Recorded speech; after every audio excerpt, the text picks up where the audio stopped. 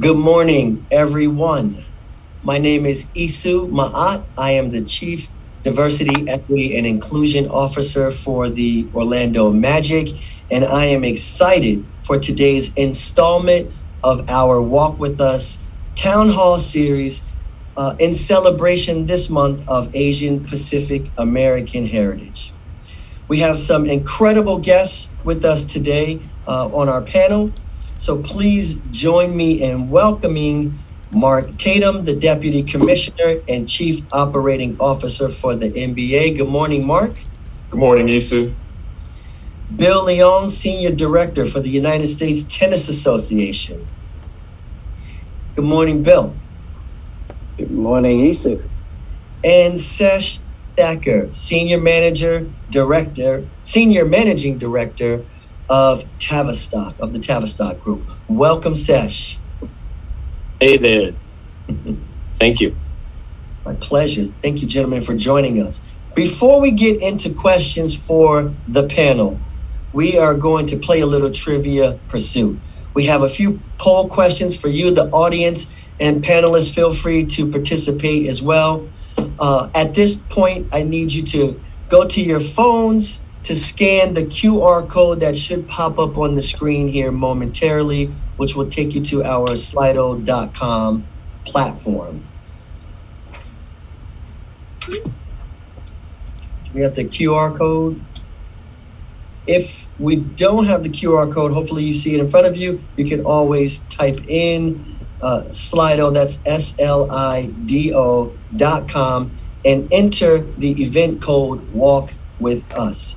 If you are there, you will also be able to use this platform to submit your questions for any of the panelists. We'll open that up to the audience at the end of the session today. At any rate, the very first poll question should be listed there. And it says, it should read, how many incidents of Stop AAPI hate have been reported from March 19, 2020 to February 28, 2022. Type in your answer and hit send. If you all are watching like I am on my phone, you see the percentages going up and going down here.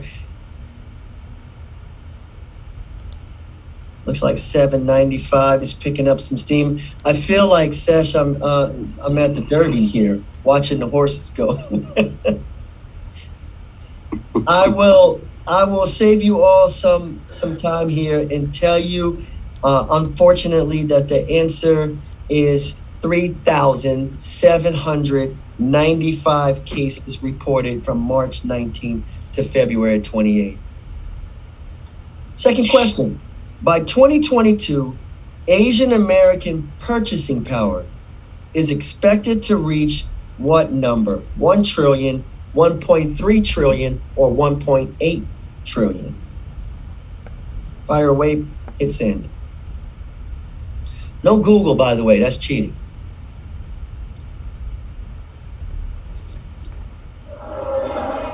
And if you are among the 70% here, well, that's down to 64% here that said 1.3 trillion, you would be correct.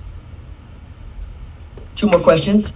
Question number 3 here. According to a report from the Asian Society, what percentage of Asian American employees said they do not feel a sense of belonging in the workplace?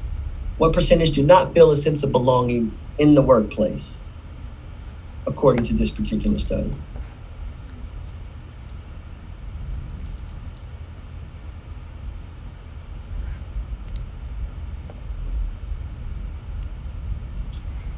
And if you are in this, the percentages keep changing here, but if you are in the, maybe I should wait. Option 2 here, picking up steam. If you're in the 35%, nope, changed again. If you're in the 29%, 35%, I'm gonna go right now. If you're in the 35% that said 40%, you would be correct. Next question. Among Asian Americans participating in the labor force, 24% of which ethnic group in particular comprises the largest percentage of Asian American employees? I'll read that again. Among Asians participating in the labor force, 24% of which ethnic group comprises the largest percentage of Asian American employees?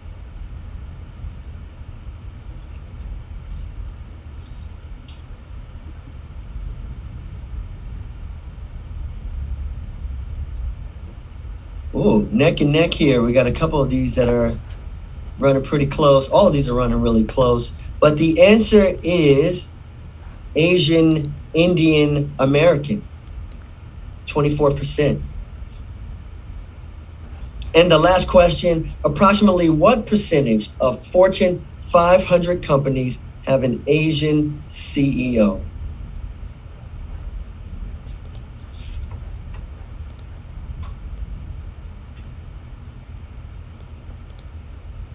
This one must be I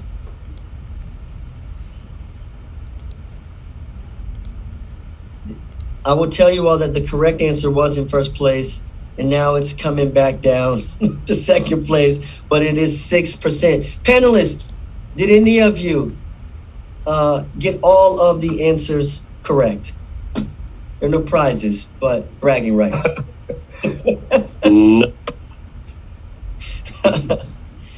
We like to set the stage with these poll questions to kind of give people a sense of exactly, where we are in terms of, as a society, where we are in terms of business. And that is a great precursor into the conversation. And I'll start with the question for all of you.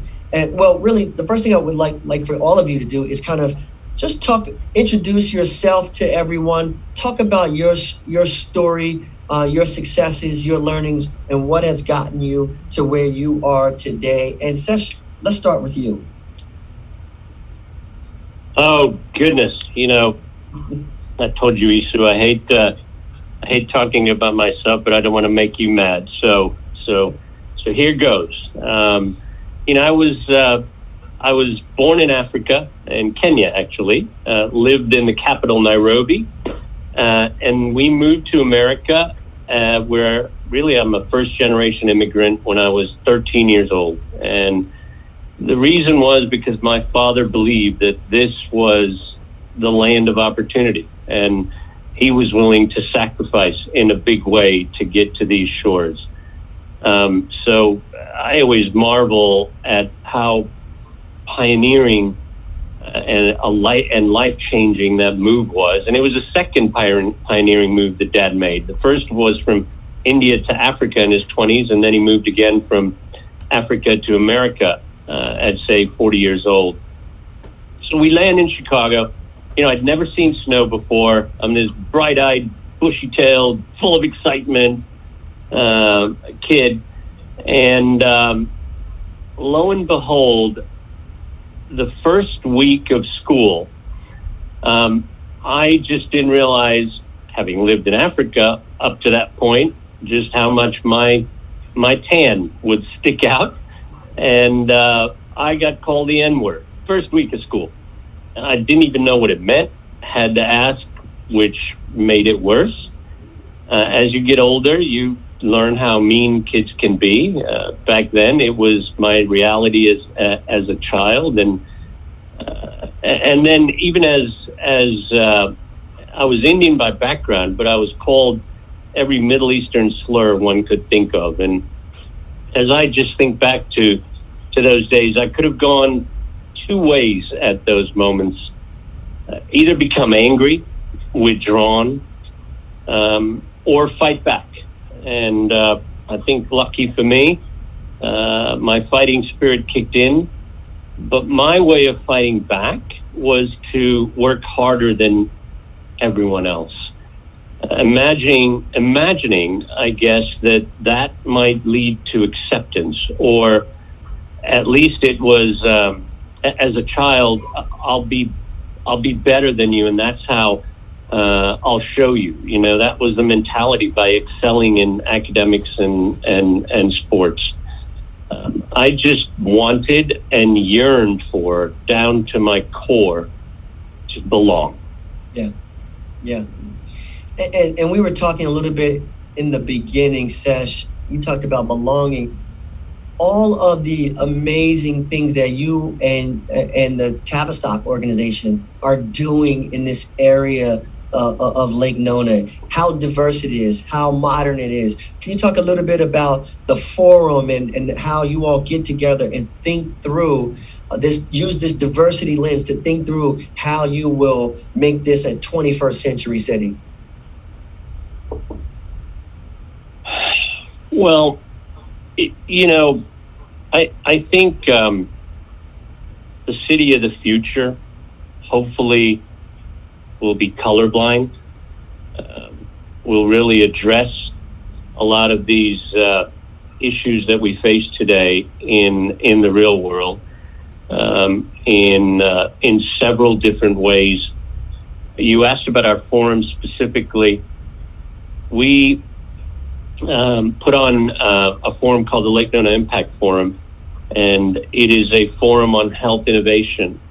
And one of the things that we do, in fact, we had a virtual forum for the first time this year because of COVID, obviously, and we had to move from our usual February timeframe to this coming November, the in-person forum. But on the virtual forum, we had actually the founder of Moderna, the chairman of Verizon, Hans, and then the chairman and CEO of Bank of America, et cetera. And it was really comforting to know how all of them are focused on just access and equality and equity. Mm-hmm. And so I think you can manifest that in many different ways, but our co-chairperson of our Impact Forum is Michelle Williams, who's the dean of the Harvard School of Public Health. And a lot of the speakers that she brought to the table, I think, address this, and Harvard thinks about it in so many deep ways. But, if we can provide an environment, where we are high tech, technology, I think, is colorblind. And so that is, I think, a differentiator and hopefully a way to have people advance in easier ways than has been done traditionally, but also education. We call ourselves education obsessed. And today there are, pre-COVID, 16,000 students to go to school in our holding, and we're adding another university, the Inter-American University of Puerto Rico, is going to have a campus at Lake Nona, and working on a couple of others that we're in deep talks on. And so I mentioned technology, I mentioned education, and the final point is health and well-being.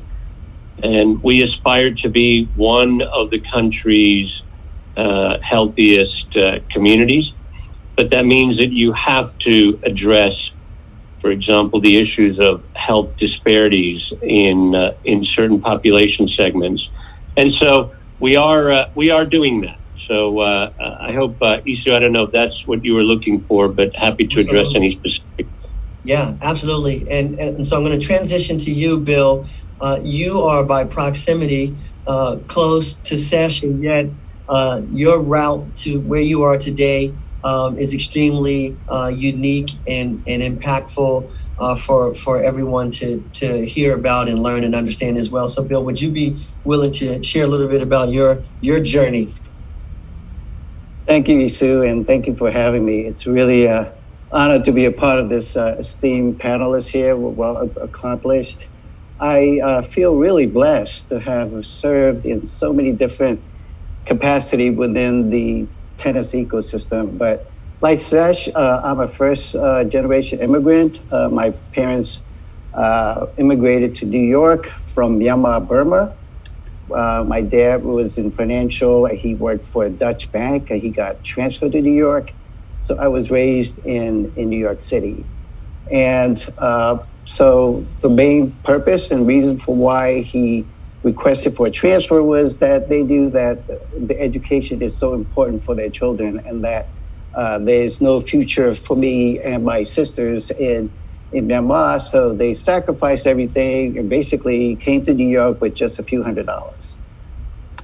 And so focused on education, and through that, I had I'm going to share a few breakthroughs for me in terms of my career trajectory.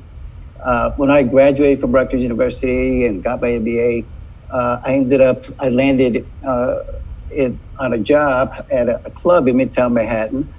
And after 9 months into my job, the owner of the club sat me down and says, Bill, I'm going to be making some changes, and I would like for you to be the next general manager of the club. And my jaws dropped, got scared, and I said, well, are you kidding me? What about all these people that you've hired and worked for you for all these years? And he said, no, I see something in you. You seem to engage the customers and club members really well, and you seem to have that business sense. And so I'm going to open up the books, and I'm going to show you where we are and where I would like to be in 3 years, and I would like for you to lead.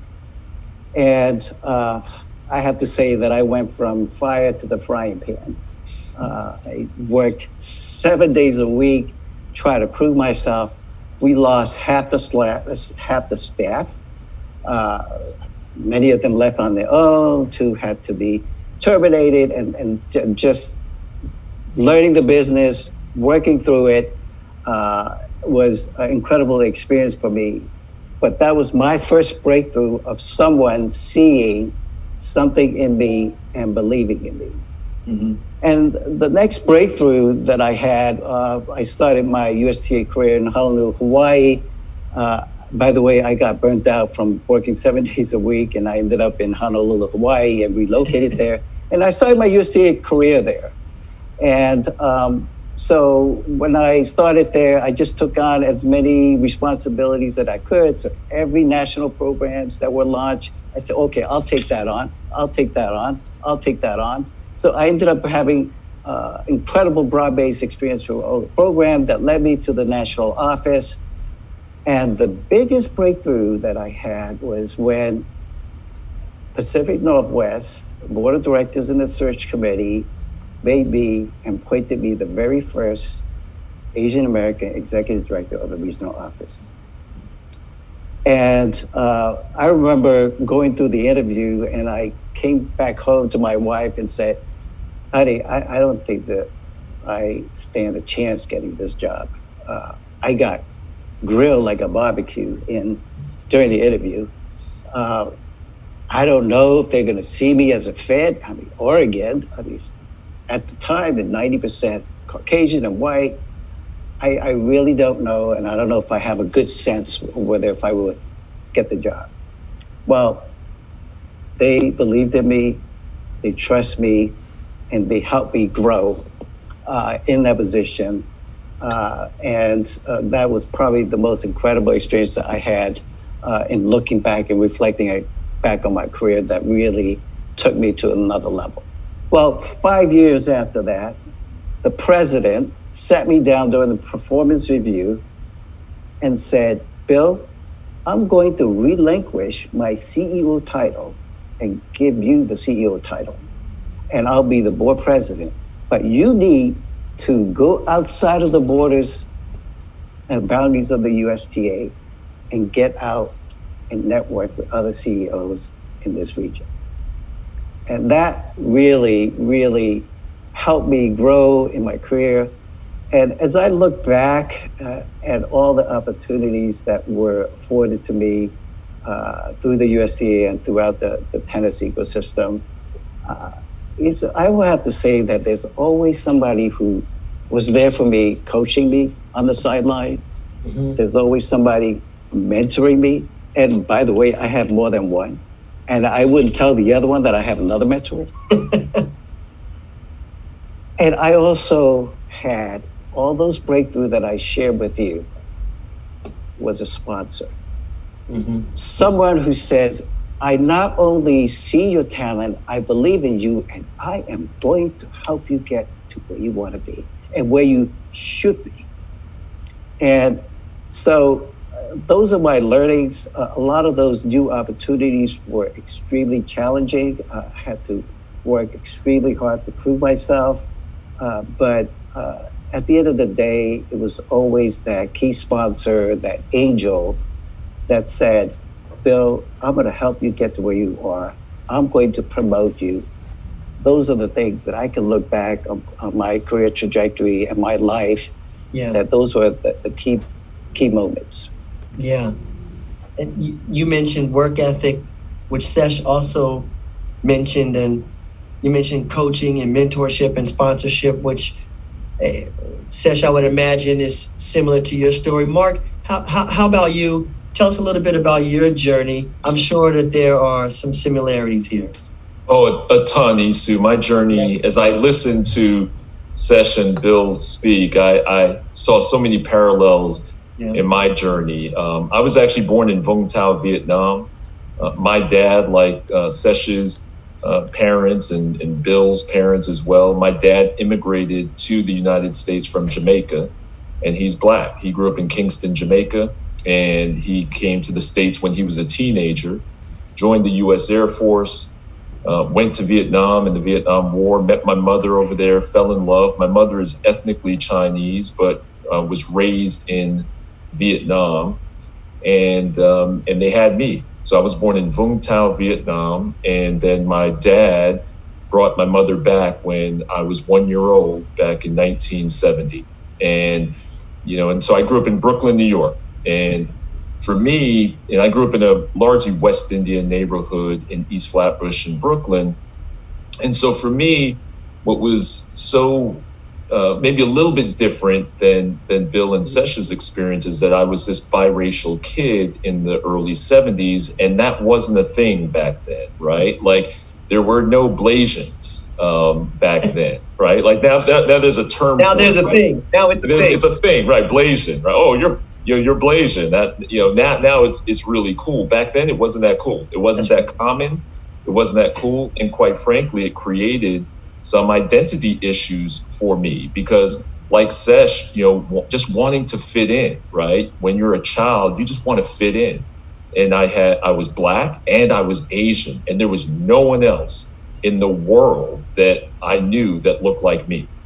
And so I got it from the Black community who thought I was Asian, and I got called Bruce Lee, and I got, mocked in the Black community. And then in the Asian community, they didn't know what to make of me either. So I didn't really get accepted there in the Asian community. And so I really felt lost, if you will, as a child. And it wasn't until I got to high school, I went to Brooklyn Tech High School, which is one of the three kind of specialized high schools at the time in New York City, and it attracted kids from all over New York City. Right, from all the different boroughs, from Staten Island, the Bronx, Manhattan, Brooklyn, Queens. And it was there for the first time that I actually met other kids who were biracial, other kids who were different. And for the first time, I felt at home. And I felt like it was okay to be different. And it was actually celebrated at that school to be different. And that's when I started really coming into my own. When Bill and Sesh talk about the value of education, my parents, they came to the United States because they wanted a better future for themselves, for their kids, and education for my parents was the way to do that. Right. They were both manual laborers, and so they assured that, and they wanted to make sure that their kid was going to get the best possible education because, and quite frankly, that I was going to be a doctor. Because that was in their mind success. That was making it. My kid's going to go to college and going to become a doctor, and that was their vision for their children. And so I went all throughout high school as a pre-med student. I went to Cornell as a pre-med student, and then I ran into organic chemistry, and I decided that I didn't want to be a doctor. So I had to quickly pivot and change directions, and that led me to this business world and sports marketing. But very much like Bill, Along my journey professionally, I've had these incredible sponsors, these incredible mentors who allowed me to be myself, who allowed me to be able to contribute to my full potential. Now, it wasn't always, rosy. There were definitely some bumpy moments there. I've had managers who were not as supportive, who, quite frankly, I had a manager that was not, when I had my first child, who was not supportive of me taking any paternity leave, and I paid for that. I actually had, people who used to work for me, she now made me work for them. And literally, one of the people came to me and said, Mark, I should be working for you. Like, this doesn't make any sense to me. But I endured that. Mm-hmm. And I've also endured in my career people, not only microaggressions, but people who actually just outwardly disagreed that I should have been in the role that I should have been, and tried to undermine my authority and my role. And so I think one of the things that I've learned is that you have to be true to yourself. You have to always, in an organization, you can't let a manager, you can't let an organization change who you are fundamentally. And if that means that you can't be yourself and bring your full self to the organization, then maybe it's not the right organization for you.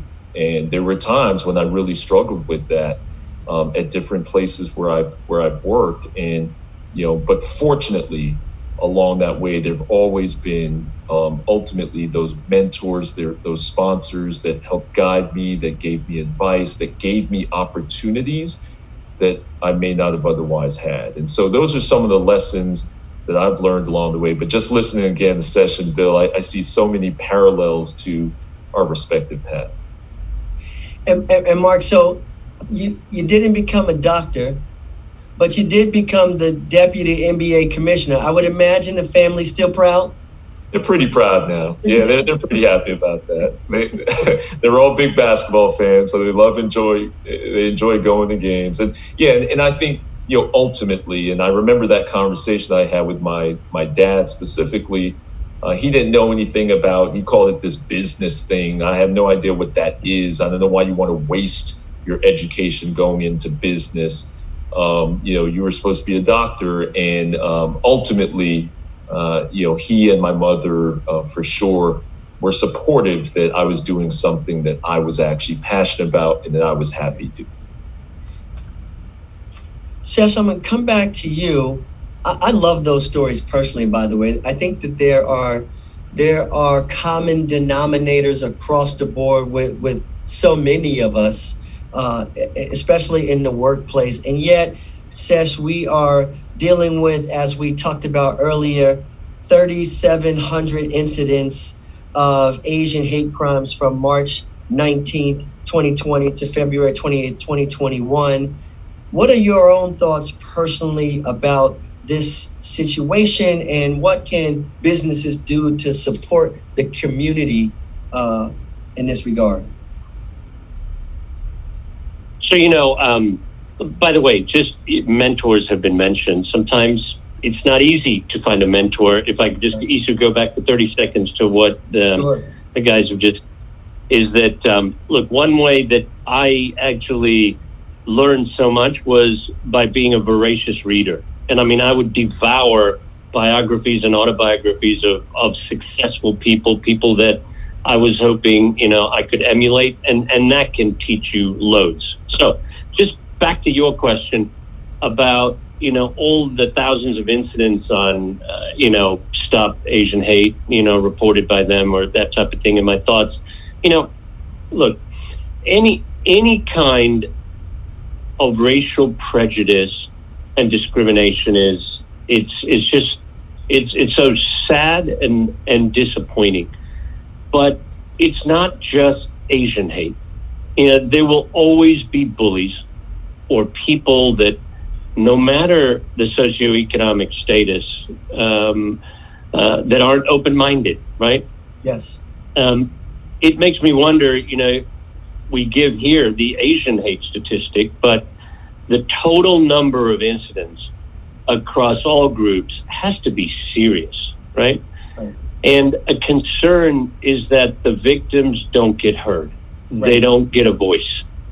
And a great way to address that is really through awareness, which is exactly what a program like this does, right? Go Magic. It's Say it a again, good. Stash. It's Go Magic. It's a good thing, and the platform that, for example, you have and the Magic organization has, and the DeVos family and Alex and everybody on the team. The way that you guys put that platform to use for such amazing causes and in such a caring and nurturing way is an incredible example for this community.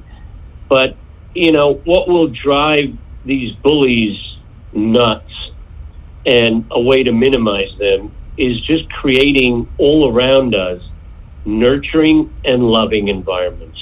That's right. That's right. Well said.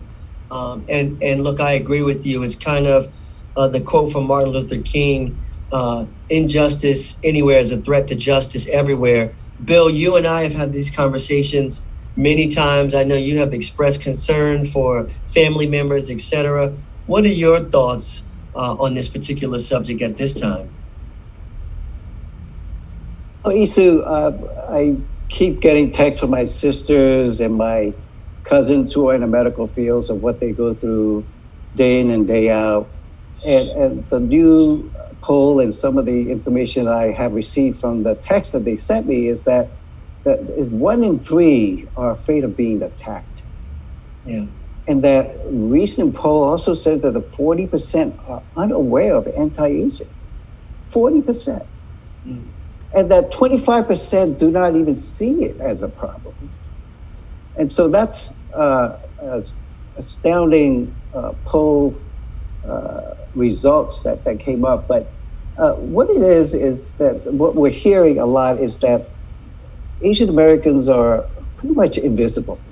And they're the silent minority, as Sesh said. It's do not amplify their voices often. We're culturally are taught to just, put your head down, don't speak up, be respectful of others. And so I think how we can help, and to Sesh's point, is to be loving and caring, is to really listen empathetically, and for people in the workplace to really become more self-aware of their blind spots, as well as to seeking to understand, and maybe perhaps self-reflect and maybe work towards some change to, instead of being a bystander, be an upstander and be an ally to your colleagues in the workplace. And so there needs to be some time that needs to be invested to support, not just statements here or there, but to really come alongside and really listen. And on occasions, when you do see an inappropriate behavior or microaggression that goes on, to call out.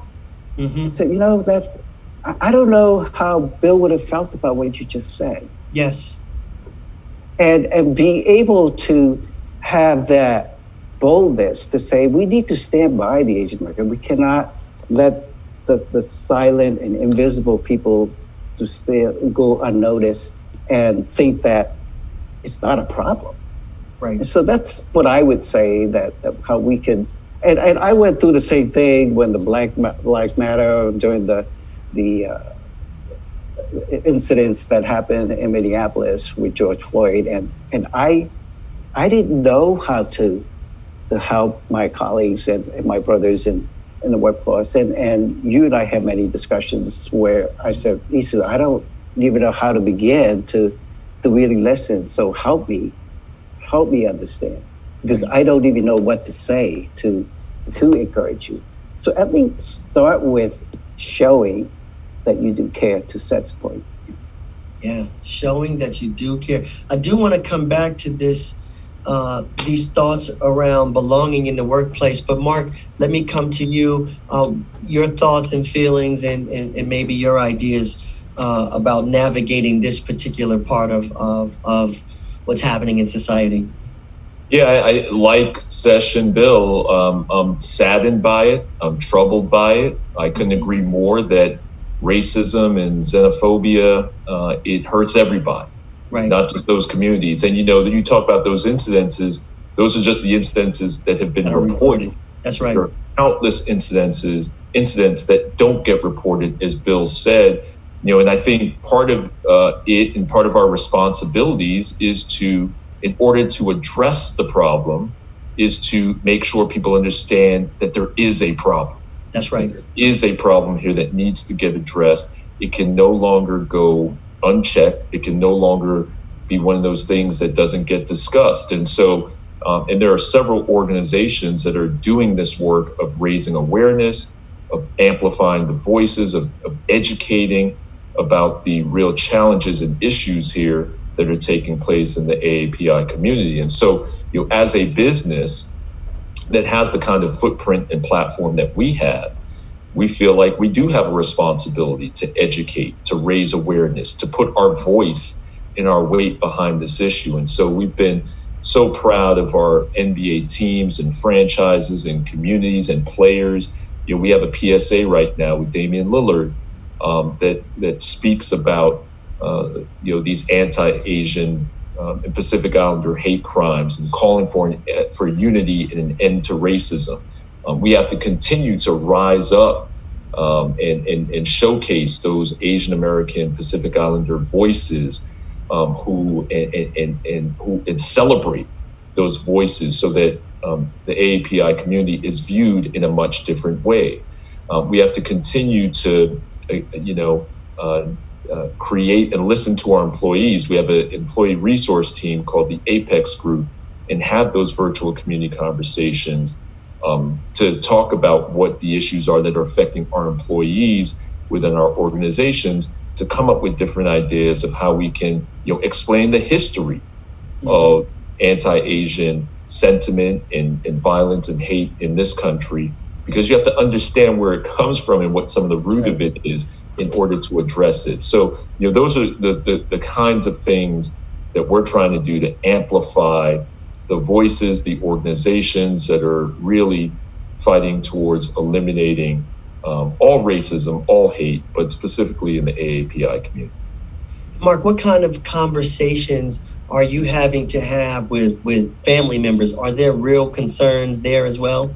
Absolutely. There's concerns for safety. I worry now every time. My mother still lives in Brooklyn, New York. And every time she goes out of the house, absolutely, I'm worried about her. I'm worried about my aunts. I'm worried about, we talked about the fear that, some in our communities are living with.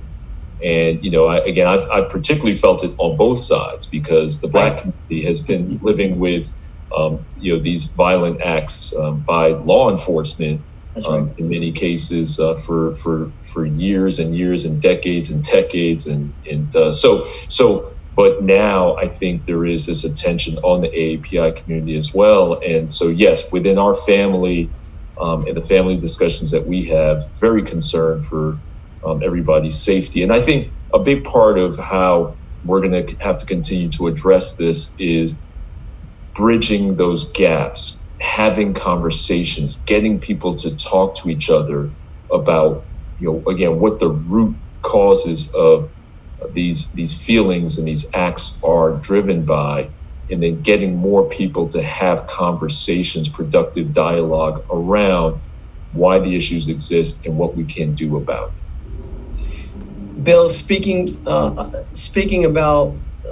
to that point right there, what we can do about it, can you kind of share your thoughts and some of the things that you have done to deepen that sense of belonging for Asian American employees in the workforces that you've been in, including understanding that although the community might be small internally, you have done an amazing job of connecting that internal group with external groups to amplify the sense of belonging? Yes, thank you, Isu. So I really feel that as an organization and with any groups, that whenever you could create that thriving culture of inclusiveness where their voice is heard and valued and celebrated. So it's really working towards aspiring to inspire others. And that whole thing I shared about my career trajectory, about really coaching and mentoring and ensuring that there's sponsors that will help them get to where they are is a very key component. But also working towards ensuring that that they can see themselves. They can see themselves in the game. They can see themselves in the organization. And so what that means is that we need to work on our diverse talent pipeline where they feel that there are people in leadership that looks like them, yes, so that they can get to where they are. And so to me, the representation really gets notice for the Asian American. When you look at a lot of the statistics in a lot of the rooms and the Slido question that you asked about the CEO, not just the CEO, even in the management and in the C-suite and senior management level, you don't see very many Asian Americans. So there's a lot of that unconscious bias and unfortunately sometimes conscious bias that sets in where people don't sometimes feel that the Asian talent can lead the organization. Yeah. And so we need to do a lot of education, but very important for us to really help exude the executive presidents and really help them along the way in the trajectory. So I would say that maybe bringing people into the room, they love to innovate.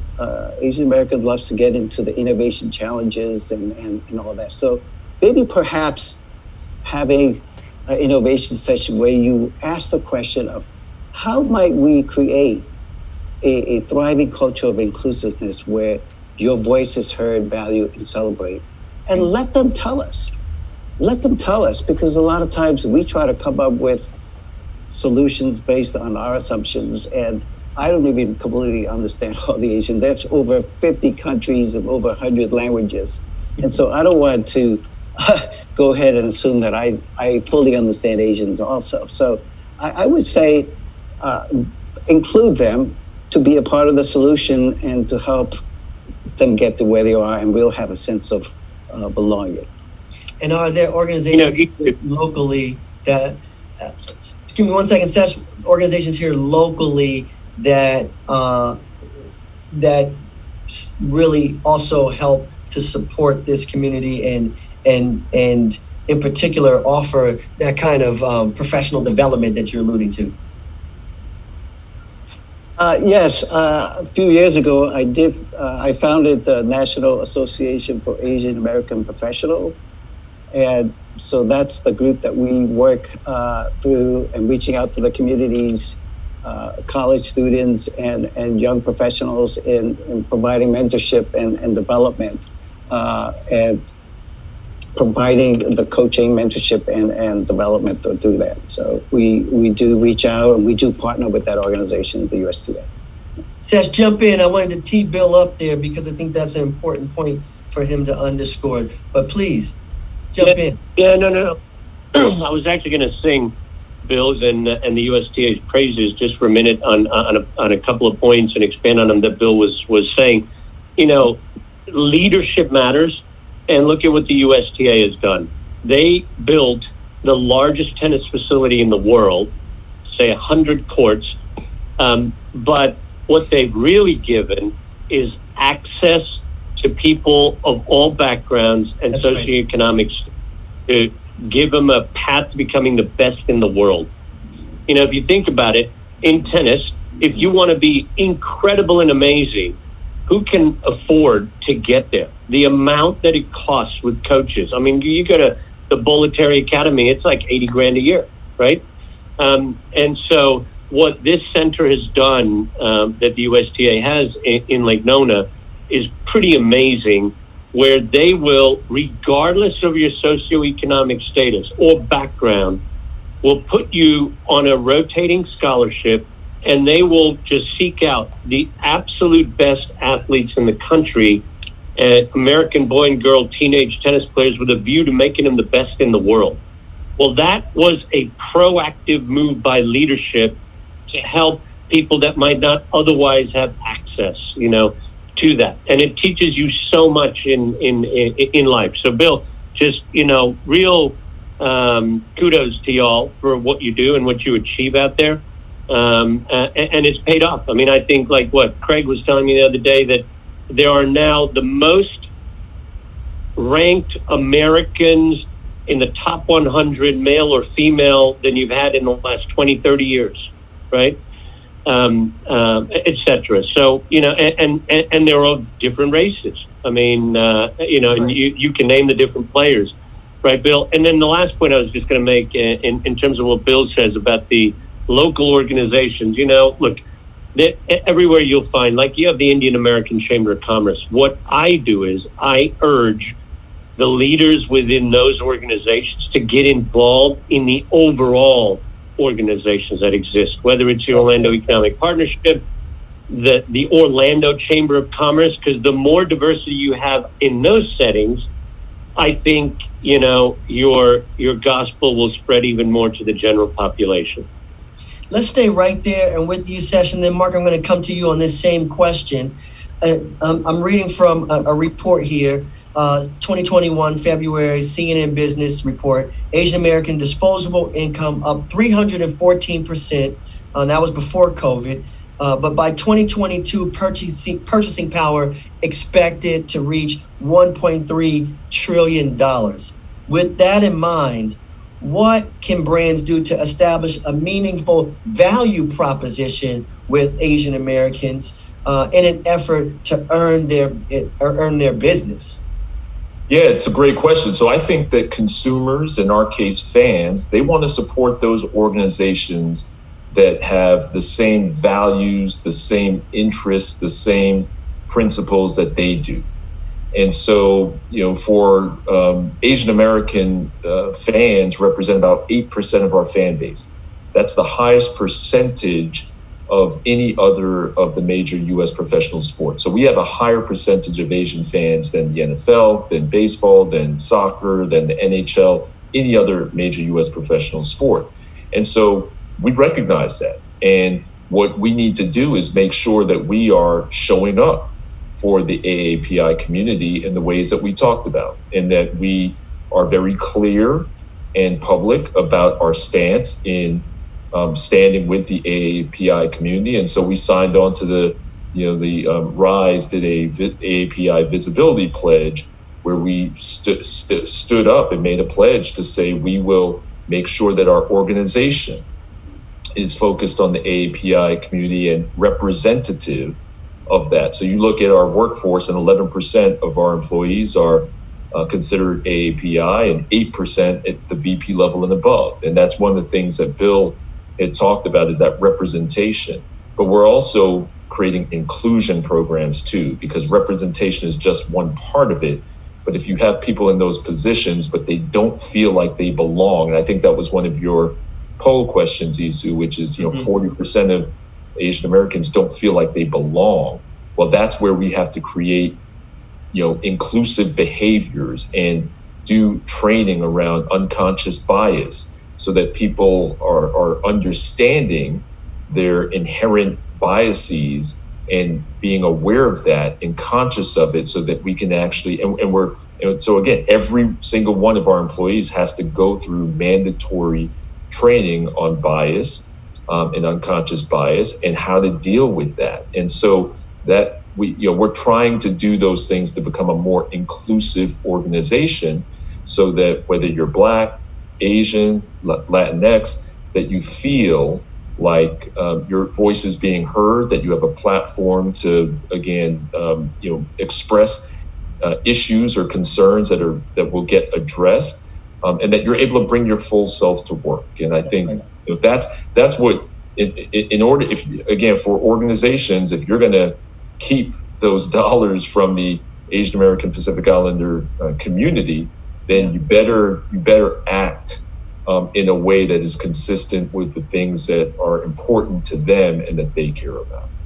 Mark, I've been telling people I'm not sure if they want to bring their whole self to work, but maybe bring their best self to work. Fair point, Isu. Sesh, I'm gonna give you the final point here on this particular issue in terms of the purchasing power, how we establish a meaningful value proposition with the Asian American consumers.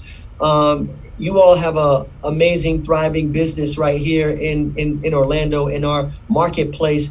Can you talk a little bit about what you all are doing? Look, I think, and in the interest of time, we focused on Asian Americans. So if that's what you've asked in the question. And I think about what traits does one think of when they think of Asian Americans? It's so often a sense of family. It's hard work, and it's a general appreciation for this country, especially for immigrants. And America's young enough where, we have so many still are still first or second generation immigrants. And those are the values that I would harness if one wishes to earn our business. And again, it's about really finding that common ground, right? I mean, look, it's obvious to say that racism is an issue in this world, and not just in America. I mean, I've found it's actually worse in other countries. So if you ever think things are bad here, just think of that point. It is worse in other countries. What's not so obvious is how to solve it. And the fragmentation or the fractionalizing of the human race, say like math, needs structure. And one way of thinking about it is whether it's for math or humanity, if you want to solve fractions, you must find the common denominator. So well said. And that common denominator is somewhere, it lies somewhere, as Mark said, in the alignment around the values and the interests and the principles. Gentlemen, on behalf of the Orlando Magic and its affiliates, our CEO, Alex Martins, and the DeVos family, I want to thank you all for joining us for an amazing conversation today. Any final burn from any of you before we go? We did not have any questions on the Slido, but if there's any final comment that you'd like to make, the floor is yours. The only thing I would say, Isu, is, again, thank you for having me. I've really enjoyed being part of the discussion with Bill and Sesh and admire what they have done. But I just want to give kudos to the Orlando Magic. I think Sesh said it about you all being a leader amongst leaders. And, I know just dealing with Alex and the DeVos family and you, how much you all care about diversity, how you get it. You understand that being an inclusive organization makes you a great organization. And so I just want to commend you all for the work that you're doing and the leadership that you're exhibiting and the organization is exhibiting in this area. Thanks, Mark. Appreciate you. Here on that point, Isu, what I will just add is, look, it's so easy to focus on the negative. In fact, the media conditions you to do so. Because who wants to read, hey, the sun has come up today, and isn't that wonderful? So it's always about the drama. And the message that really I try to send is that no matter what challenges one faces in this country, it is still by far the greatest nation on the planet, right? I've lived in Africa, in Argentina, different places in Europe, and working with Tavistock. I could live anywhere in the world. But there's no place that I would rather be than right here. So anytime you sit there and one, wallows in some thoughts in a not so optimistic place, just, you have to remember that. We just have such incredible opportunity right here. And besides, nowhere else has the Orlando Magic either. So. That's right. There you go. Thanks for that, Sesh. Appreciate you. Bill, one last thought from you? Well said by everyone. The only thing that I will add is that be solution-based, and to do that is through listening empathetically. Gentlemen, thank you, and thank you to all of you for watching and participating with us. We wish that everybody will be safe, and we wish you a great day for the rest of your day. Go Magic. Thank you, gentlemen. Thank you. Thank you.